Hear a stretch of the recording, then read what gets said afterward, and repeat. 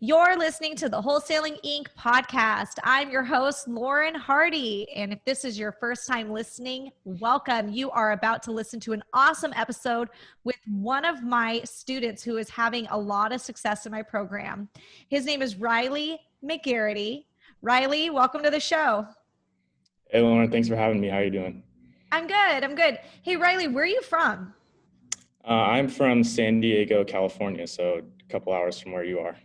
Yeah, that's right. So I'm in Orange County. You're in San Diego, a couple hours away, but very similar real estate markets. So Yeah. we definitely we can commiserate and we have that in common. Yeah, it's tough for sure. So Riley, I have to ask, you are younger. Do you mind me asking your age? Yeah, I'm 19. Oh my God. I had no idea you were that young. I knew you were young, but like I thought you could legally drink. Like I didn't know you were that Not quite, young. no. I'm actually shocked. I really didn't know you were that young. And now I'm like, oh my gosh, how cool. So Riley, why don't you tell us, let's get into the beginning. You're only 19 years old. You're ridiculously young for being how responsible you are. What got you into real estate? Honestly, I think it was just how most people get into it. They're online, they're trying to look for some way to make money.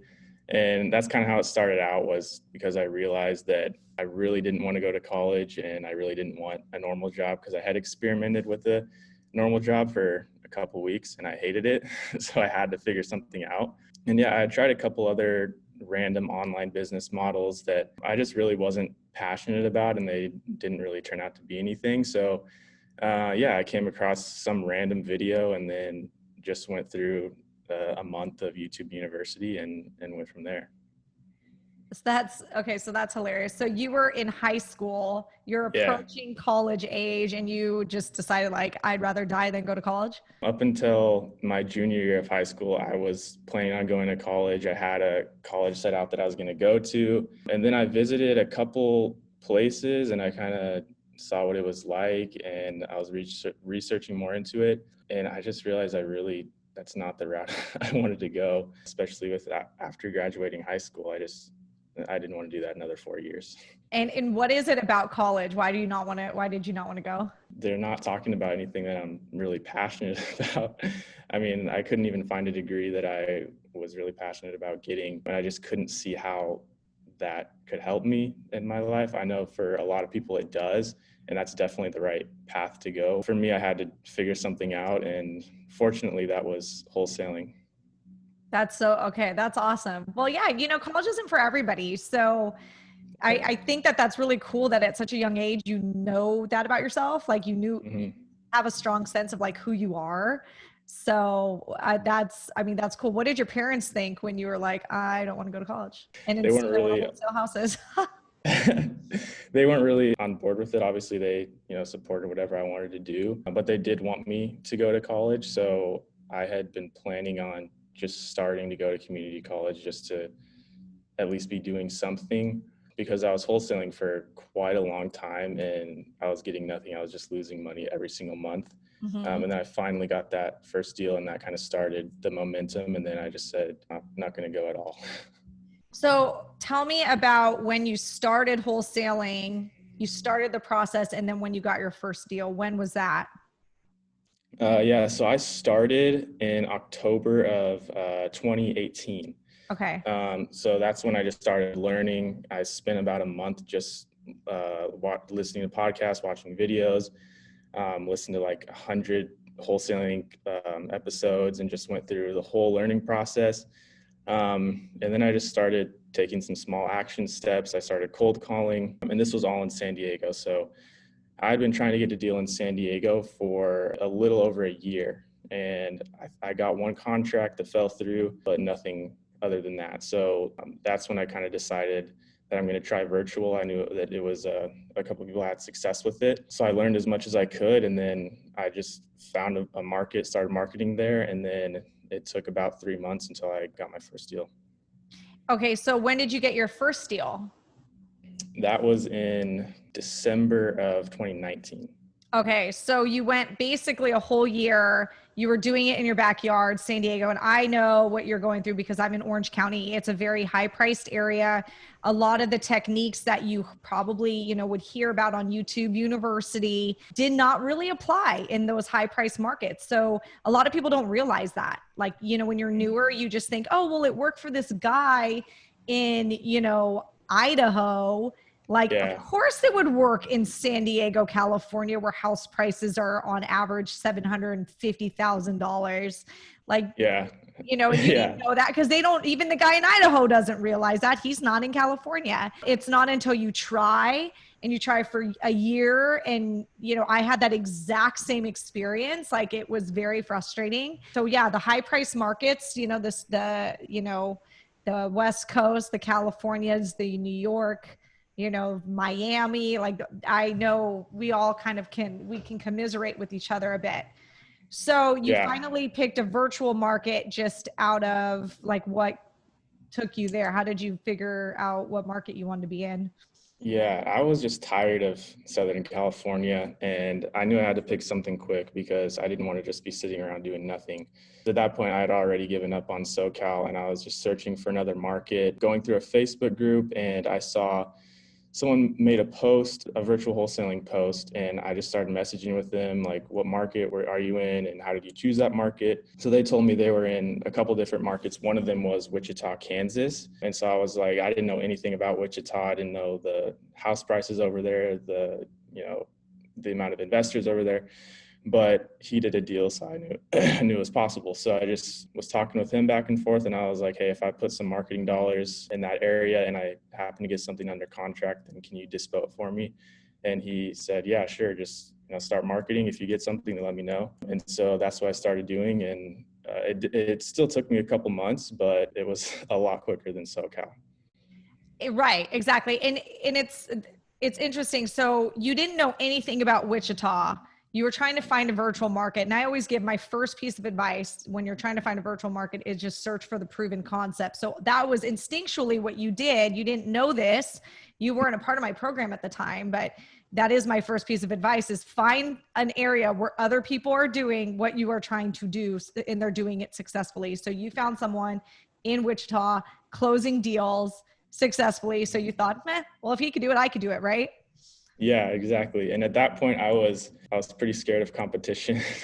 I wanted to avoid that, which it's not a bad thing, but to get some competition in your market. But I wanted to avoid that at all costs because I just wanted to get a deal done as soon as possible, even if it was like 2 or 3 grand. I just wanted to know that it was at least possible, because at this point, I was kind of starting to doubt myself, and I was thinking like, man, I don't know, I might. If I don't get a deal in the next couple of months, I might just try something else because this is just wearing me out. So yeah, I saw that he did a deal and I was like, all right, I haven't heard of anyone else doing deals in this area besides this guy. So I thought, if he has a buyer's list over there, if I can just lock something up for dirt cheap, then I'm just going to see if he can dispo it and at least get a deal done. Yeah. So, I mean, that's definitely really cool. So then you did one deal and then like what happened next? So I did my first deal with my JV partner. That was like a home run deal. I got super lucky on that one. I almost actually threw that lead away. If it weren't for my JV partner telling me to keep following up with them, I would not have gotten that deal. They originally were asking $80,000 for the house, and then we ended up getting it for 40 and dispoing it for 69. So we got that Wow. deal. Yeah, we closed on it, and then I made my marketing budget, and I just started doubling the amount of texts I was sending out and the amount of offers I was making, and started building some momentum. That is a home run deal for your first one for sure. Yeah, For yeah. sure. That's crazy. So the seller, your first deal, a seller comes in, you almost threw it away, but it wasn't for having a mentor or a partner, JV partner telling you to keep going, keep Hmm. following up. They started out at 80. And I always say that like a seller's never going to offer you a discount on their house. Like that's pretty rare. They're always going to come Hmm. in high, and it's really in the follow-up that you get them down on their price. And you did that. You got them down, you got them 50% off. Yeah. and you locked it up, and the JV partner handled the dispo, and you're done. And now you are, you've got this fat fee that now you can put into your business for, for more marketing and to double down. Yeah. So Yeah. So I'm super thankful for my JV partner, because yeah, if it weren't for him, I don't even think I would have gotten that deal. I mean, they were asking 80, we couldn't have even sold it for that much. But if it weren't for him just telling me like, no, keep talking to him, keep following up, then that wouldn't have happened. And that is the other advice I give, is like a JV partner. A good JV partner is the difference between you doing deals and you not doing any deals. Yeah. So, I mean, it sounds like that was a big pivotal moment for you, not only just making the pivot to a different area, but having, that partner to keep you going. Yeah. And that's super important. I mean, even if you are doing it in your local market, I would still say get a JV partner. Oh, absolutely. Yeah. So, yeah. And so now, you did your first deal. You joined my program at some point in this, right? Yeah. I joined.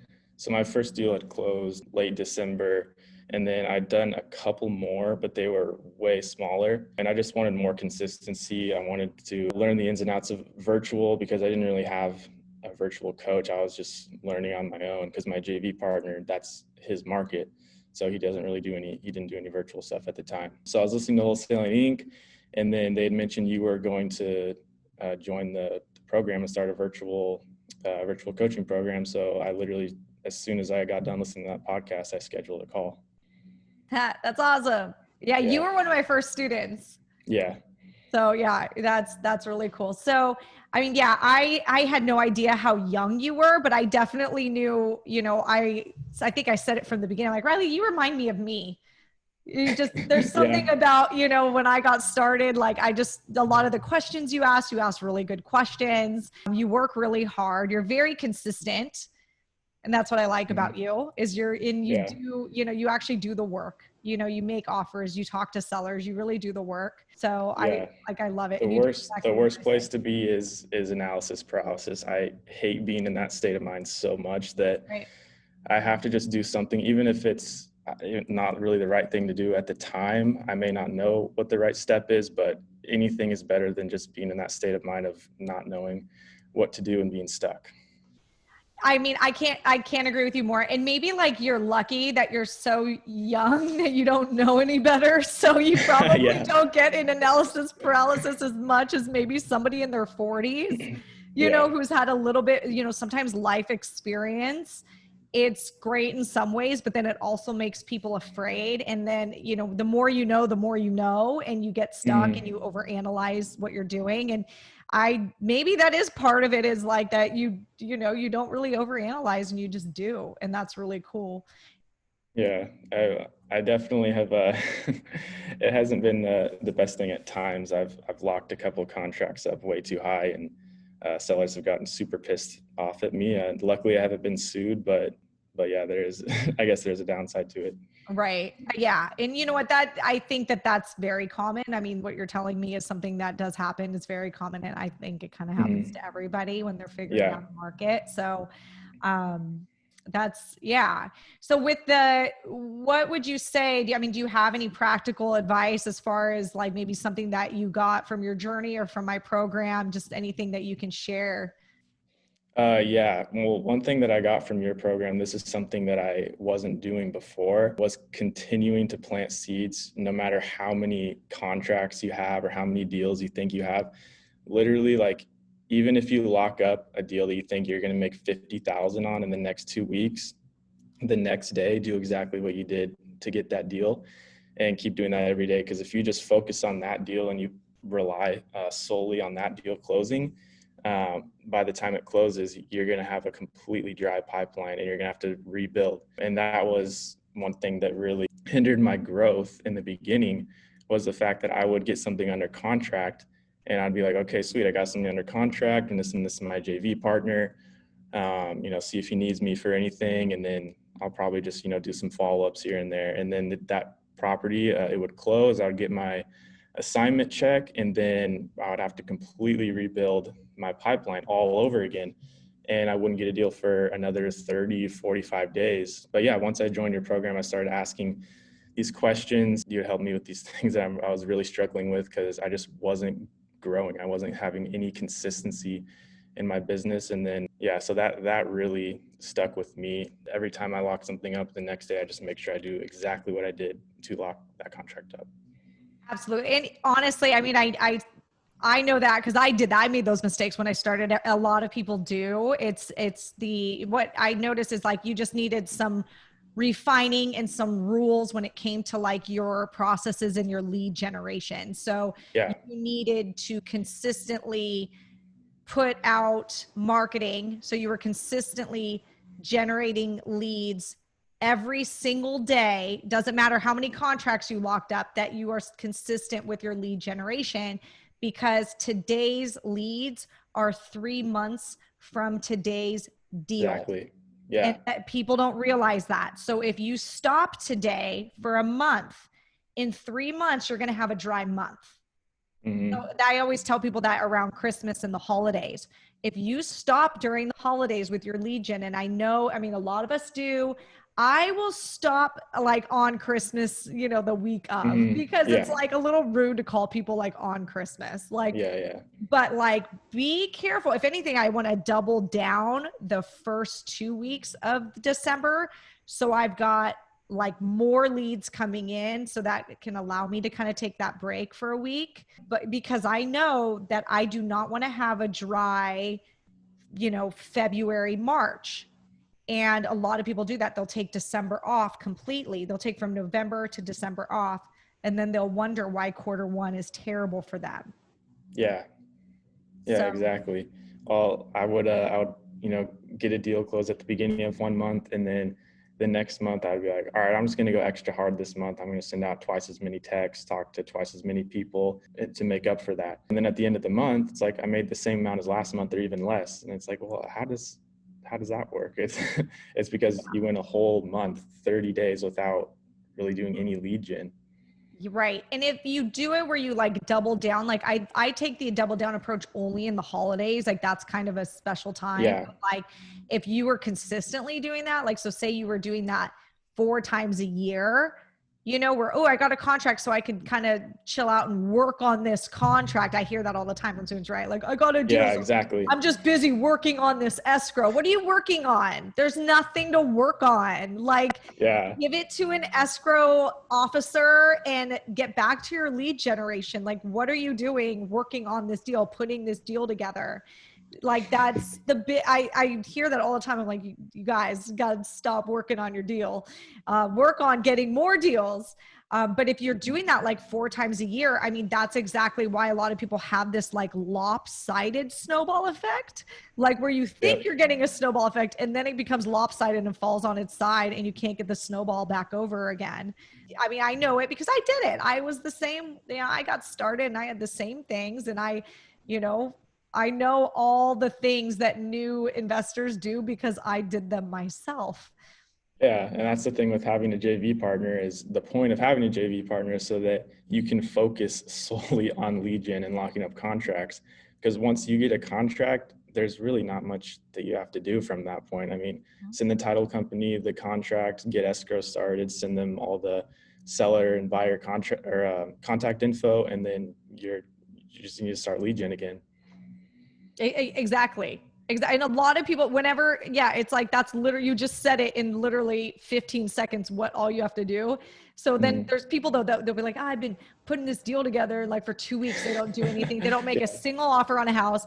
They don't do it because they're literally just staring at their emails, like about a deal, and calling the escrow company every day and like, making sure that they're going to get that check. It's, and really they're doing themselves a big disservice because also, and I mean, there's something to say too, when you have all your eggs in one basket, you are like depending on that check closing. Instead, mentally, you need to think about, oh no, I've got plenty of other deals in the pipeline. Like if this one doesn't close, it's not that big of a deal.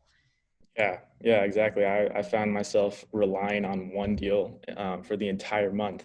Right. And I definitely learned my lesson with that because for an entire month, I'd been relying on this one deal to close because this is going to help me with my marketing budget and do more deals, generate more leads. And so I was just relying on that. I wasn't doing anything else. And then the closing day came And the lady walked out of closing. She said, no, I'm not doing this. I want you to pay for my back taxes. And then she walked out. Oh And gosh. so we had to figure that out. We ended up getting it done. I made a little bit less because we had to pay for her back taxes. She was pretty stubborn, but Right. but that was definitely a learning experience, and that showed me, like, you can't stop lead gen. You can't stop planting those seeds, because rarely will you come across that low hanging fruit where you text them and the same day you get a contract. Never happens. Yeah. Yeah. For sure. Yeah. What was your biggest fear I mean, you are newer, but you're pretty, you've got some experience. So take me back, to when you were first closing deals. What was your biggest fear? I mean, my biggest fear was not getting one at all. Okay. Just So not getting a deal. yeah, that was my biggest fear. And then I think just losing money. Probably I was really afraid of losing money on a deal, and then having a seller like get super pissed at me and then hire a lawyer or something to try to come after me. I was pretty scared of that too. So I would hesitate on certain deals. Like if I didn't know it was a deal, if I thought maybe it could be, I just wouldn't lock it up, because I'm like, I don't want this person to get mad at me. Yes. So, I mean, you just threw out a lot of fears, and these are all, I always like asking the fear question, because like, these are things that we all go through. And I had all those same exact fears. So, I would say the first one, and I bring that up with KPIs. I always say, if you're closing, if your KPI, how many contracts to how many deals you are closing is 1 out of 1. So for every 1 contract you've gotten in the last year, you've closed every single one of those contracts. That tells me you are not locking up enough contracts.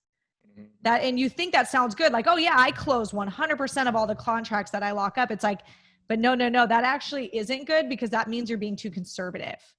So what you're just saying is your fear is, unfortunately though, you need to get past that fear to be more successful. Because you do need to actually take some risks on houses that you're not 100% sure about. But, and I'm not giving legal advice. I'm not an attorney, and I'm not even pretending to be one. But if you can get your attorney to look at your purchase agreement, and you make sure that your purchase agreement, protects you and gives you that inspection contingency and that inspection time and due diligence time that you need in that contract, you should be protected in that scenario. Will the seller get upset? Sometimes, but I'll give what I do in my company. We over communicate in our company. I tell the seller everything from the get-go, from the first conversation. I let them know we are investors. We're house flippers. We're going to buy the house to fix it up and resell it. Sometimes we assign our contracts to high volume landlord buyers. I give them a spiel. If you guys want my contract, I actually have a script for free I give away. So if anybody's listening to this, if you go to www.thismomflips.com and you opt in, you will get my free seller qualifying script. Well, you will see, and Riley, you probably saw that script in the course. Oh yeah, I use it every time. Yeah, you use it, right? So you see, I over communicate. Okay. I tell them everything. I'm not being secretive about who I am and what I do. The first thing I want to do when I talk to a seller is at least tell them who I am and what I do within like the first minute of the call. And right there, now the seller knows, like, okay, this person, Riley, has to make money on my home. So if it comes to inspection time and the house, is in disrepair and I didn't describe the house accurately, like, Riley might come back. I let them know in probably like the second, third call when I'm, delivering the offer. And then when we're locking up the contract, like, I do let them know, like, and we need to inspect. And as long as the house is in the same shape you described it to be, we should be good. But just, that, Mr. Seller, that, we do need to inspect the property. We haven't seen the home, but based on the comps in the area for similar homes like yours that have sold to other investors, we need to be at this price. And that lets the seller know, like, that preps them that, hey, there is a chance that when they actually see the property in person, that we might not be at that price anymore because of the property has needs a new roof and the seller didn't tell us about the roof. So usually, like, I've noticed with my script that I gave, you that in the course, it has reduced our getting yelled at by probably 80%. Mm-hmm. There's still like 20% that's going to just get mad because they couldn't pull one over you. Yeah. You know? Yeah. And I'm working on one like that right now where I had locked the contract up at a certain price, and then my JV partner did the inspection, and there's a ton of termite damage. So now I have to go back and ask for a price reduction. But even if they do get upset, you're really not in the wrong because you had prepped them for that in the beginning, that could be a possibility. It's 50-50. Exactly. And remember that it's like, you are not in the wrong. Like, because they didn't tell you about the termite damage. Like, how are you supposed to know? They know that you locked it up over the phone. You know, like you tell Mr. Seller, listen, like, I'm on the phone right now and I'm giving you pricing right now. And if we can agree on this price, like, we are on the same page, but I do still need to inspect it. A lot of sellers will say, well, why don't you come down and inspect it first? And that's when you tell them, Mr. Seller, we are working on so many houses. We have so many sellers that call us every single day that we can only work on the most serious sellers, the ones that are ready to execute now. And what we found through years of experience is when we inspect the house first, the seller often pulls out, isn't that serious, has often used us as like giving them a free appraisal on their home. And they've kind of used us. I mean, that happens several times a week where we would go and we'd inspect a home, and then the seller would last minute say, just kidding, I don't want to sell. Or, just kidding. Like, I went around and I took your pricing to 10 other investors and I got a better price and now I'm going with them. Well, then why did you waste my time coming down? So I just explain it through storytelling to the seller, like, that this is why our process is the way it is. We need to lock this price up over the phone. So we are both committing that we are serious about the sale. Now I will get in my car, I will drive, and I will go look at the property, but I am not getting in my car. I'm not getting out of my desk until I have it in writing that you're serious about selling your house. Yeah, exactly. And that's going to happen a lot. Some sellers are just going to use you as like a free offer generator. Absolutely. And they're going to get your offer, and they're going to write it down, and they're going to go to every other investor that they've talked to. They're going to say, hey, I got this offer. Like, how much can you come up? And then they're going to sign a contract, and you're never going to hear from them again.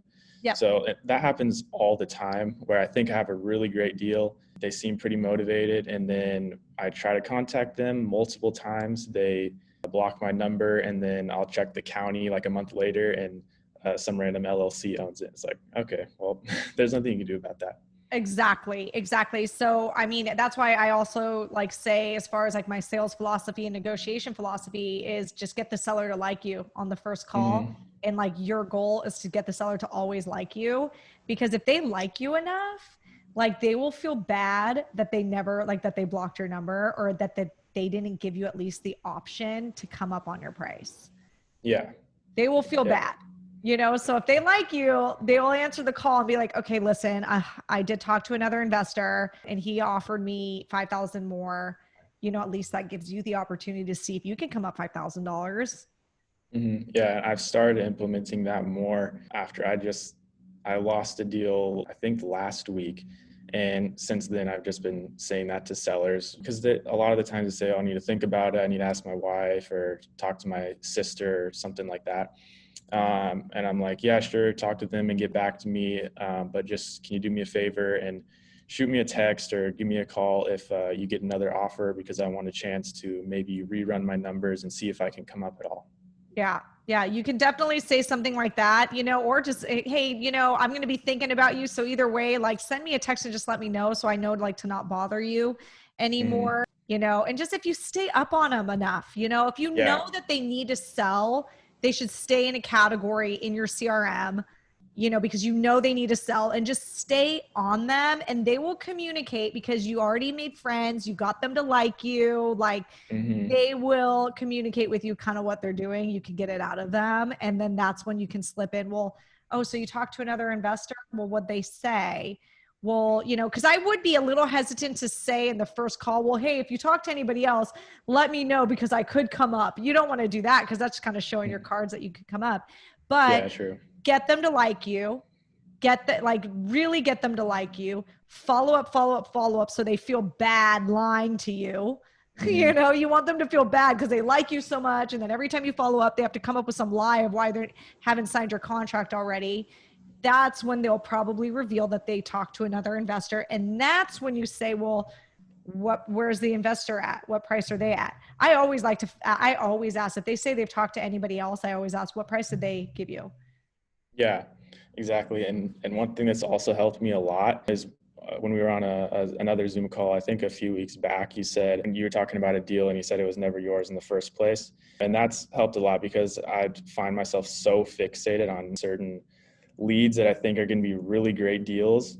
And then it ends up falling through and I get really mad, I get upset, and I don't really want to do anything the next day. But it's like, it's true that property, that deal was never yours in the first place. It's not yours until the check comes at your door. Absolutely. And I do love saying that because it's something I used to do. I used to do the same thing. I would get so hung up on like a deal and all I could think about was, you know, this deal. And then if it wouldn't close or if I lost the seller or whatever, I would be devastated. Like, I mean, there were times I legitimately cried, like losing a deal. And, you know, cause at the time this is like, I was flipping houses in California. So I was like, that was $40,000. Like I couldn't. And then it was like, Lauren, it was never yours. It was never yours. Like you didn't own it was never yours in the first place. And if you were generating more leads and focusing on your lead generation, you would have had like 5 other possible $40,000 paydays. So, you know, you wouldn't have been so hung up on that one. So, I mean, it is kind of like Buddhist philosophy of like letting go of your attachment, but like let go of that attachment to that particularly motivated seller. I always laugh when it just makes me chuckle. It's like, oh, that's cute. When the newer investor gets really hung up about one seller lead that they got, like I got a great lead today. She inherited the house from her mother. And the house is vacant. And I'm going to sit for 3 hours and figure out the perfect offer price. Yep, and I'm even going to, you know what? I'm going to jump in my car. I'm going to drive by the house. I haven't even talked to her really yet. Haven't even talked price yet, but I'm going to get my car. I'm going to drive and I'm going to take photos and walk the property. And then I'm going to think some more about my offer price. And then I'm going to call her and I'm going to present my offer to her.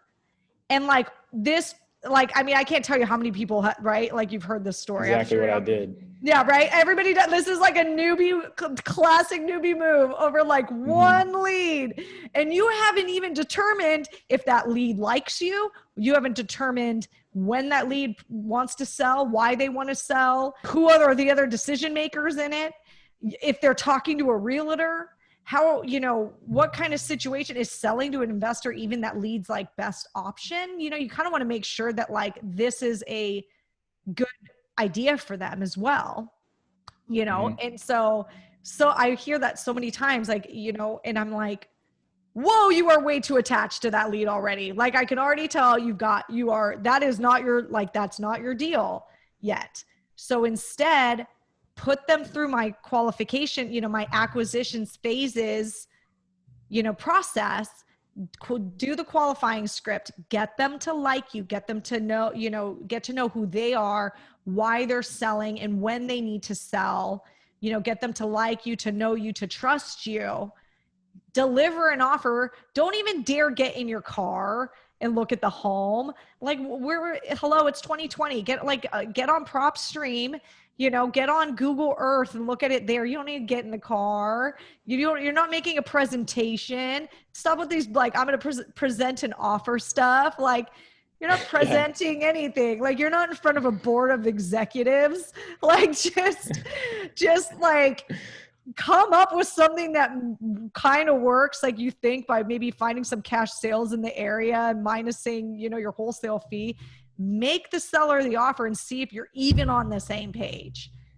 You know? Just give them a range to start off with, just so you can see where they're at. Because if you do that, then you're going to be able to pump out way more offers. I remember I was doing like 3 offers a week because I was just doing that. I would get this lead, I would cold call, I would talk to someone. I'm like, whoa, this could be my first deal. And I spent 2 hours researching the property and like the mortgage info and like who were the past owners, when did they buy it, and like looking at all the comps. And it's like, okay, I can I can Totally. do $52,500 for this property. And then I call them and present my offer, and they're like, oh no, we want 78. It's like, I know, right?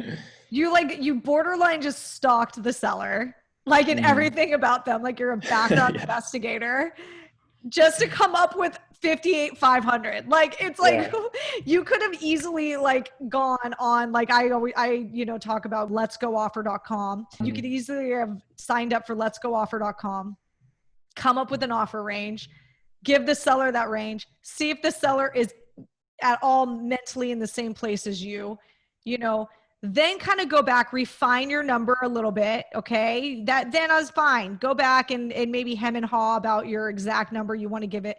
Call them back, give them the 58,500. At least, the seller was on the same page as you, and you have a range that where you can come up from, lock it up. I mean, you could do all of that in 20 minutes. Like, yeah. And I was giving my MAO for the first initial offer. Yeah. That's awesome. I know we all make mistakes in the beginning. That's why you came to me, to kind of like, okay, like, let me give you the rules. Just play by my rules. Promise me you'll play by my rules. Then as long as you play by my rules, you close 10 deals, then you can do whatever you want. Make up your own rules. That's fine. Mm-hmm. So, yeah. Well, Riley, I love that you're doing very well. I loved getting to know you. I think it's now even more exciting that I know how young you are. So how can people, if anybody wants to, reach out, are you on any of the socials? Yeah, I would say either just Instagram or Facebook. I'm on those a lot. My Instagram is just my first and last name, Riley McGarity. And then, you can reach out to me there, message me on Facebook, ask me anything. I mean, I'm not really the most qualified to be giving advice, but I'll answer whatever questions I can. Awesome. And in this show, I mentioned a few things. I talked about my coaching program. If you guys want to learn more about that, go to www.virtualinvestingmastery.com. And we talked a little bit about Let's Go Offer. If you guys are interested and you want $10 off per month, go to www.letsgooffer.com. And if you type in the code TMF, that'll get you $10 off per month. All right, Riley, thank you so much. I wish you so much more success, and I absolutely love having you a part of my coaching program. So I can't wait to see you close more deals. And man, by the time you're 25, you're going to be like doing some big things. So I'm excited. Thank you. Yeah, thanks so much. It's been awesome, Lauren. Thank you so much. Thank you. Bye. Bye.